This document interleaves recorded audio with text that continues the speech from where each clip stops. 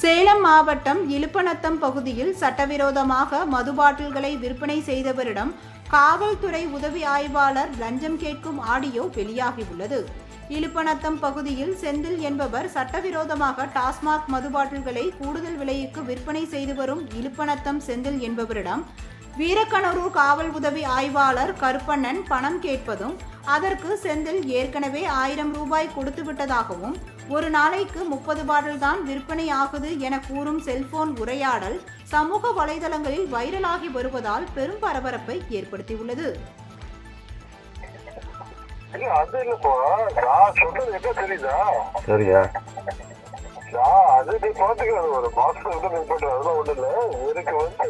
அங்க விட்டது அந்த ஸ்டேஷன் இது பண்ணணும், கம்ப்யூட்டர்ல போட்டு கலக்கிறோம்ல, பைக்கு கிடக்கிறது இதுக்கெல்லாம் அது கொடுக்கணும். வேற ஒண்ணும் இல்ல.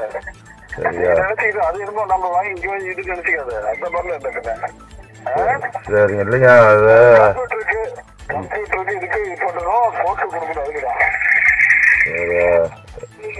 ஒரு 1000 ரூபாய் கணக்கு பண்ணி தரேங்கய்யா. என்ன கேட்ட?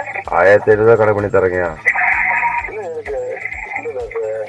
ஒன்றும் கட்டுல 1500 ரூபாய் கணக்கு பண்ணி தரேங்க. அன்னைக்கு 1000 இன்னும் ஒரு 500 தரேங்கய்யா. வச்சு வேண்டாம்.